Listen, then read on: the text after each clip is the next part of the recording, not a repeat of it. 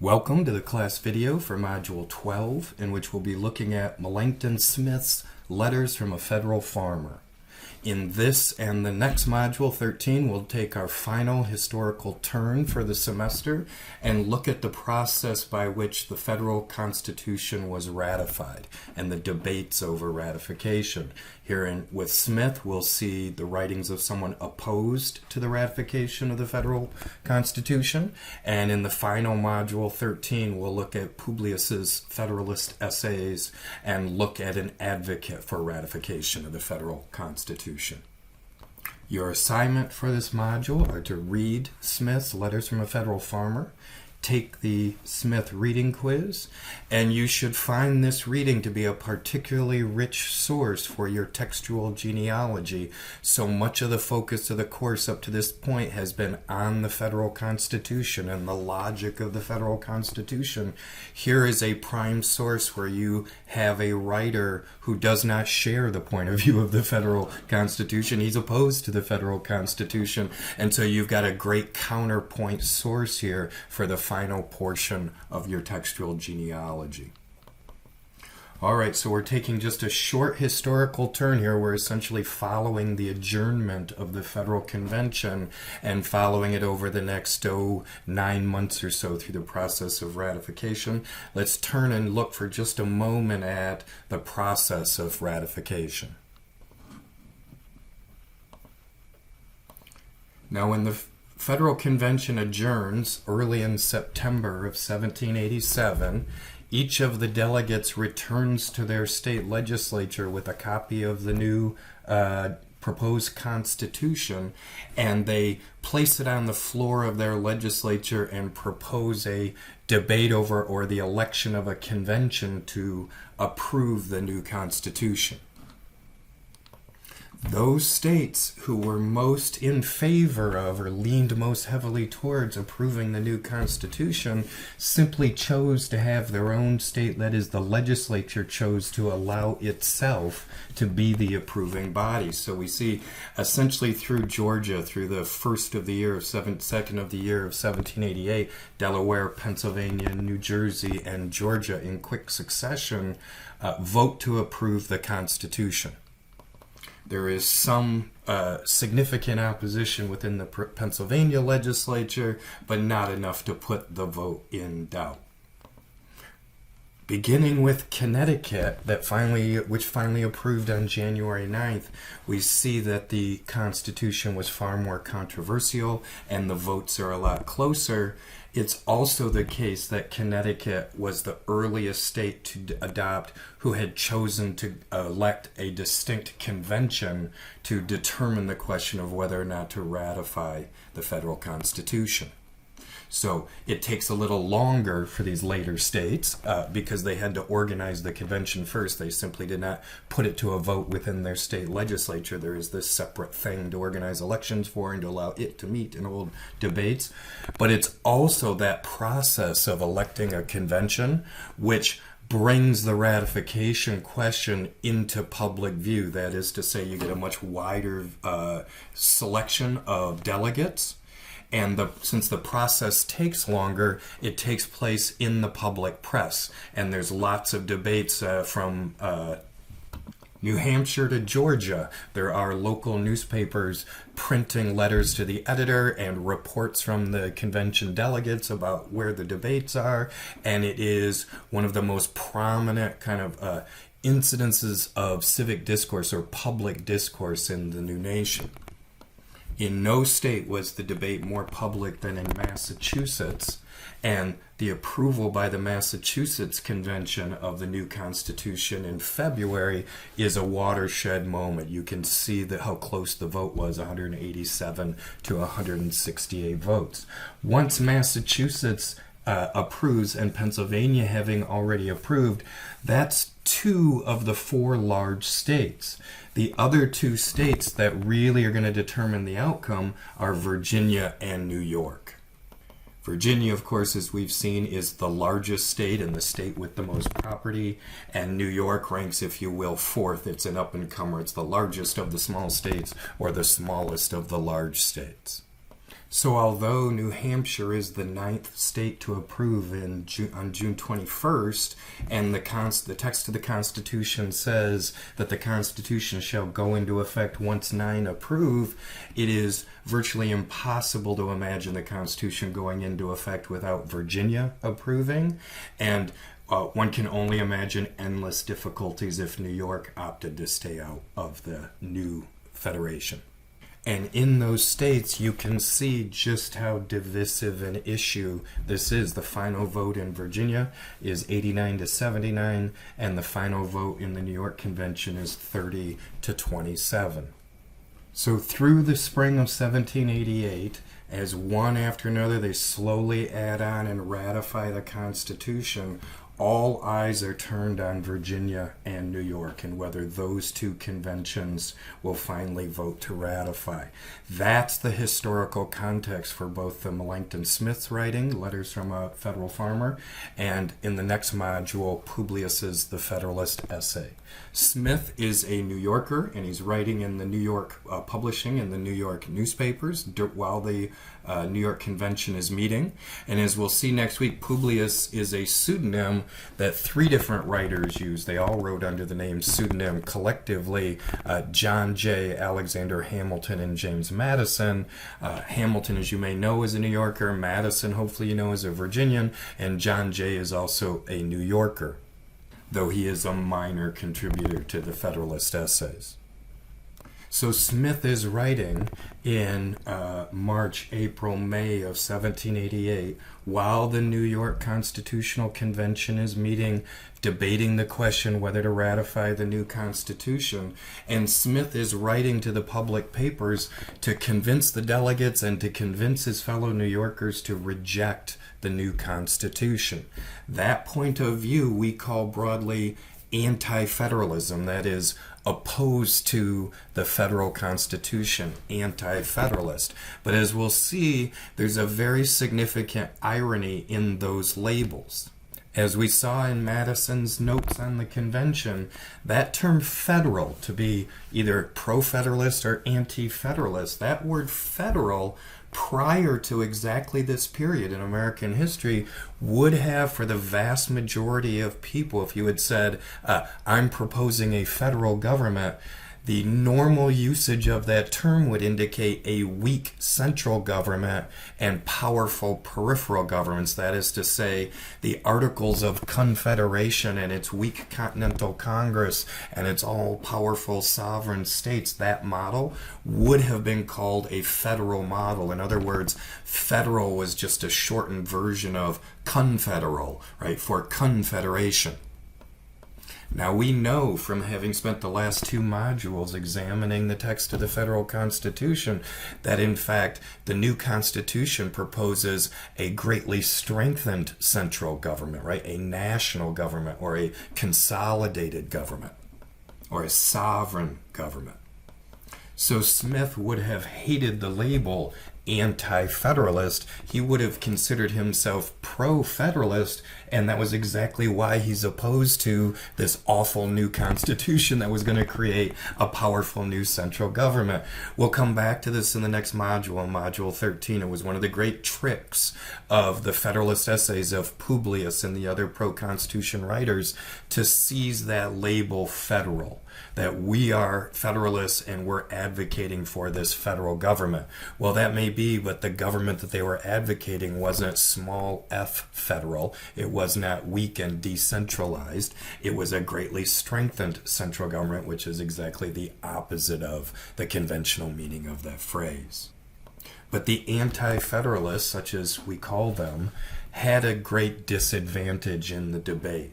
The Federalists, the advocates for the federal Constitution, knew what they were for approving this new Constitution. They had all kinds of disagreements, and certainly they thought, different writers thought that there were parts of the new Constitution that they didn't particularly like, but they wanted one thing: to approve that document. As we'll see with Smith, the anti-federalists came to their opposition from a dozen different points of view. There was no one thing that rallied them other than to leave things the way they were under the Articles of Confederation, which most of them would have agreed were pretty awful. There was, in other words, no alternative document that all the Anti-Federalists could rally around. So it's really more appropriate to think of those people who thought that the new Constitution was the best they were going to get, even if they didn't think it was perfect. They were on balance, thought that it should be approved, and those people who opposed it for any number of different reasons, who were a broad coalition. So that label Anti-Federalist is a tricky label. But as we'll see as we turn now to the text, what they had in common was this sense that they were defending the principles of the Revolution, and that these advocates for this new Constitution were betraying the foundational principles of the Constitution. So as we turn now to the text, we can look at a quick outline of it or visualization of it. We want to divide the text into two parts. In essentially the first third, not quite half, of the pages of the reading, Smith is going to lay out for us some broad principles, and in particular try to explain his understanding of the meaning of the Revolution, or the significance of the Revolution. In the second part, which will be just a little more than half the pages then, we'll go through a kind of laundry list of the specific clauses of the Constitution that Smith has an objection to, and we'll try to understand the Anti-Federalist critique of the language of the Constitution itself. All right, so let's turn now to the text. In his first letter, Smith lays out and identifies what for him is the fundamental issue with the new Constitution. In the highlighted passage on the left-hand column of 2, he writes, "The plan of government now proposed is evidently calculated totally to change in time our condition as a people. Instead of being 13 republics under a federal head, it is clearly designed to make us one consolidated government. This consolidation of the states has been the object of several men in this country for some time past. Whether such a change can ever be effected in any manner, whether it can be effected without convulsions and civil wars, whether such a change will not totally destroy the liberties of this country, time only can determine." So Smith is beginning from exactly the issue that we identified in the previous module in our discussion of Madison's notes on the Constitutional Convention. In the debate between James Madison and William Patterson, whether the states are represented or whether it should be people or population that is represented, you will recall that the biggest conceptual difficulty to the compromise was that a conceding for either side to concede the principle of the other side is to negate their own principles. Smith starts from exactly that debate. His primary objection is that the new Constitution will negate the foundational principles of the Articles of Confederation, that it is the states which are sovereign, and that they come together for this national body without sacrificing their sovereignty, and that the national government must act through the states. And Smith is going to recur to this theme all the way through his letters and try to show the kind of false arguments from his perspective of the advocates for the federal Constitution. We'll see a little bit here in Smith, and to a greater degree in the next module when we read Publius, that the defenders of the federal Constitution were making the argument that this was going to be a government of limited powers, sovereign within the areas in which it acts, but sharing sovereignty with the state governments. Smith is not buying any of that, and he perceives in those what are, from his perspective, false arguments or superficial or misleading arguments, a fundamental reversal of the achievements of the Revolution. Now, he is aware of the political climate and where this kind of sympathy for a new powerful government comes from with the chaotic and disordered politics of the post-revolutionary period. The highlighted passage on the right-hand, top of the right-hand column of 2. Our governments, meaning the new state governments, our governments have been new and unsettled, and several legislatures, by making tender, suspension, and paper money laws, have given just cause of uneasiness to creditors. By these and other causes, several orders of men in the community have been prepared by degrees for a change of government. And this very abuse of power in the legislatures, which in some cases has been charged upon the democratic part of the community, has furnished aristocratical men with those very weapons and those very means with which, in great measure, they are rapidly affecting their favorite object. So notice how kind of squishy Smith is here. He is conceding that these are terrible laws, these legal tender laws, the stay laws, and the paper money laws. He is conceding that those are bad laws. He is not going to reject the charge that this may be assignable to the democratic part of the community, and nevertheless he sees in this fuel for this secret design by those men who were always opposed to the revolution, always opposed to state sovereignty, and them taking advantage of this period of chaotic legislation in which to implement their secret plan. That it is a kind of secret plan, or had been at least until the publication of the document, the Federal Constitution, that it was a secret plan is evident by the subterfuge that men like Madison had performed in calling for a convention in order to make changes to the articles and then turning around and proposing a wholly new frame of government. This deceit, this plotting, this secret change is one of the key items that the Anti-Federalists seize upon. In the next highlighted passage, he says, "A general convention for mere commercial purposes was moved for. The authors of this measure saw that the people's attention was turned solely to the amendment of the federal system, and that, had the idea of a total change been started, probably no state would have appointed members to the convention." And if we continue in the next highlighted passage on the left-hand column, page 3, "The states, I believe, universally supposed the convention would report alterations in the Confederation, which would pass an examination in Congress, and after being agreed to there, would be confirmed by all the legislatures or be rejected."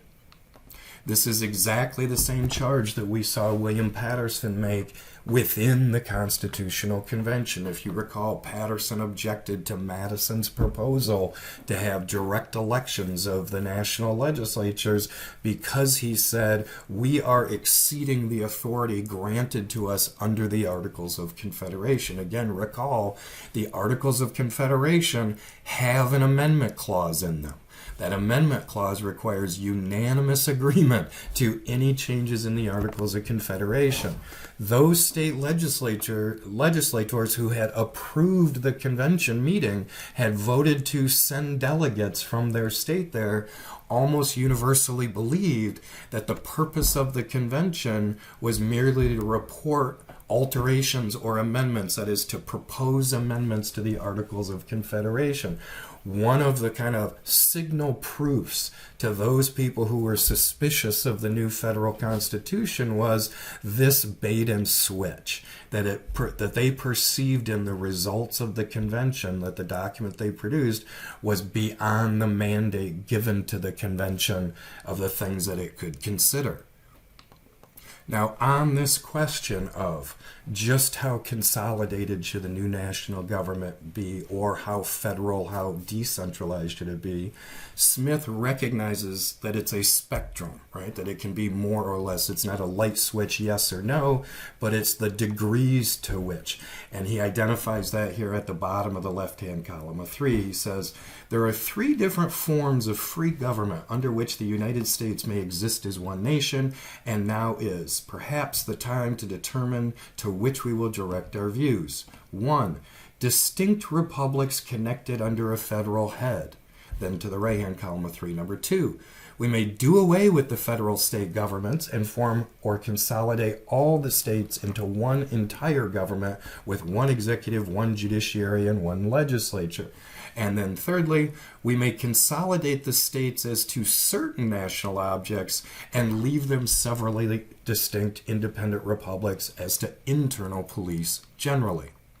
So think of this as a kind of Goldilocks scale, too hot, too cold, and then in the middle just right. The first proposal is that the states retain their sovereignty, much like under the Articles of Confederation. The alternative to that is to abolish state sovereignty and to just have one national government with all authority. And the third option is to have some kind of mix and match where the primary distinction is internal versus external. And for that, you should recall to your mind John Dickinson's attempt to describe the constitutional boundaries of the British Empire around internal versus external object. So all of one, all of the other, or some mix in between. And it's that mix in between that Smith wants to advocate for at the bottom of the right-hand column of 3. The third plan, or partial consolidation, is, in my opinion, the only one that can secure the freedom and happiness of this people. But the key to understanding Smith's view and the kind of brilliance of these essays and why they are canonical in the library of the writings of the American founding is his view that the advocates for the federal Constitution are making the argument that this document is of the third type, that the national government is sovereign only in certain areas and it leaves to the states their own sovereignty within other areas. Smith's deconstruction of that argument and his perspective that this is a kind of deceptive argument, that the plan appears to propose dual sovereignty or shared sovereignty, but in fact, if you look at the details of the text, it will result in the centralization of power at the top of the left-hand column of 4. The convention appears to have proposed the partial consolidation, evidently with a view to collect all powers ultimately in the United States into one government. And from its views in this respect, and from the tenacity of the small states to have an equal vote in the Senate, probably originated the greatest defects in the proposed plan. So the federal Constitution appears on its face to share sovereignty between the federal and the state governments, but in fact, in its internal mechanism, it will continually sap power away from the states and concentrate it over time in the national government. And it's Smith's dissection of the eventualities given the design that's being proposed, not on what its face arguments are, or defense or rationalization is, but ultimately to examine the operations of power, the dynamics of power, and to see how the language of the federal Constitution virtually guarantees that power can only go in one direction, that it can only concentrate in the national government. It's this perceiving behind the ostensible arguments of the defenders of the Constitution that makes Smith's writing so valuable. As we turn then to the second letter, we can see how much Smith and the critics of the federal Constitution thought of themselves as defending the principles of the Revolution at the top of the right-hand column of 4. The essential parts of a free and good government are a full and equal representation of the people in the legislature and the jury trial of the vicinage in the administration of justice. A full and equal representation is that which possesses the same interests, feelings, opinions, and views that the people themselves would were they all assembled. And in that phrase that the full and equal representation happens when the representative possesses the same interests, feelings, and opinions of the people that they represent, should recall to your mind Thomas Paine's description of a simple natural government where every individual has the right to say yes or no to every individual vote, and it merely becomes inconvenient for me to ride in and attend the meeting every day, so I appoint my representative to cast my vote on my behalf. In the next highlighted passage, the representation cannot be equal, or the situation of the people proper for one government only, if the extreme parts of the society cannot be represented as fully as the central.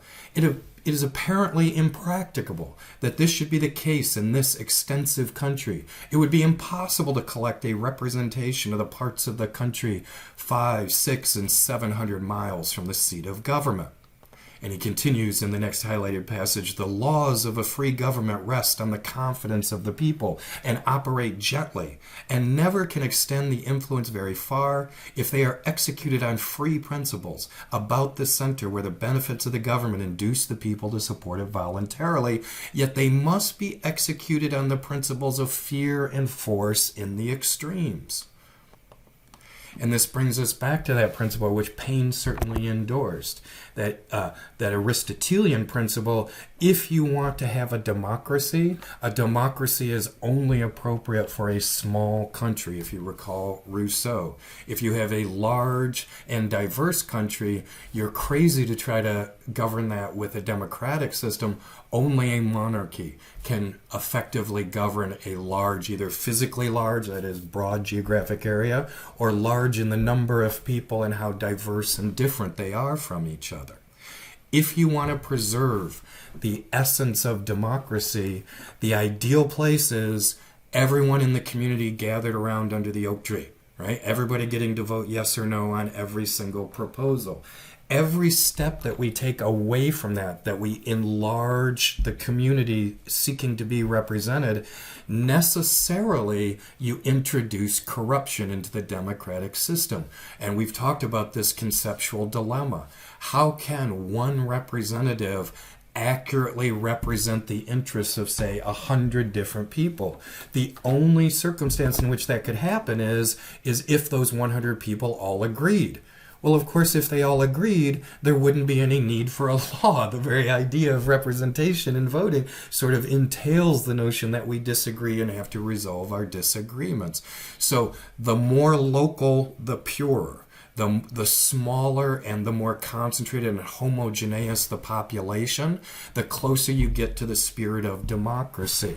The further you move away from that, you necessarily introduce corruption and change into the system. If we look at the left-hand column of page 5, the state government will exist with all their governors, senators, representatives, officers, and expenses.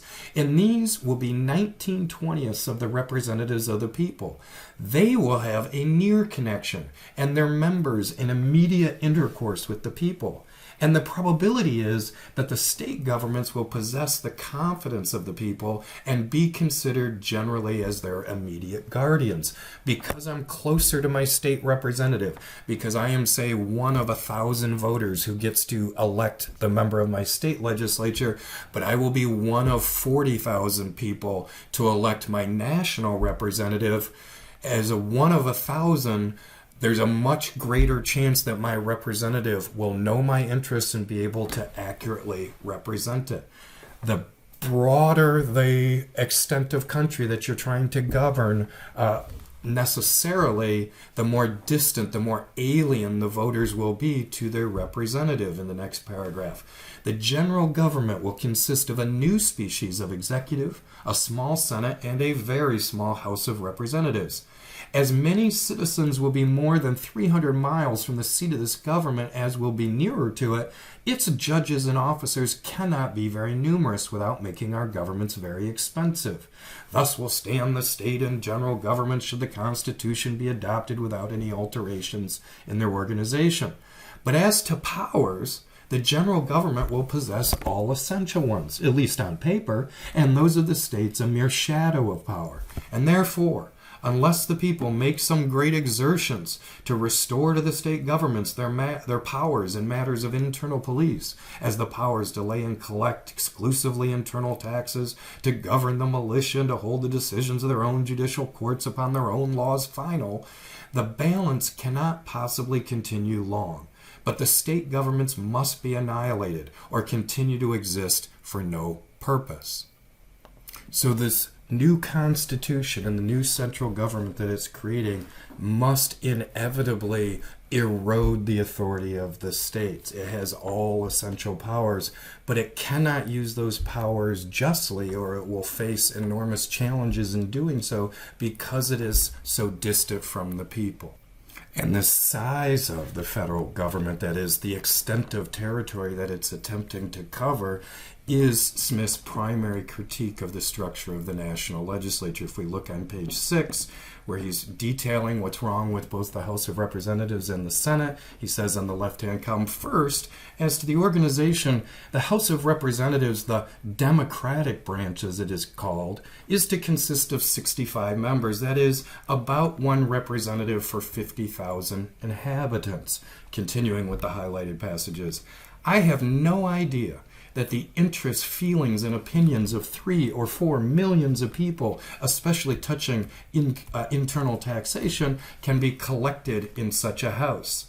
The people of this country, in one sense, may all be democratic, but if we make proper distinctions between the few men of wealth and abilities and consider them as we ought as the natural aristocracy of the country, and the great body of the people, the middle and lower classes, as the democracy, this federal representative branch will have but very little democracy in it.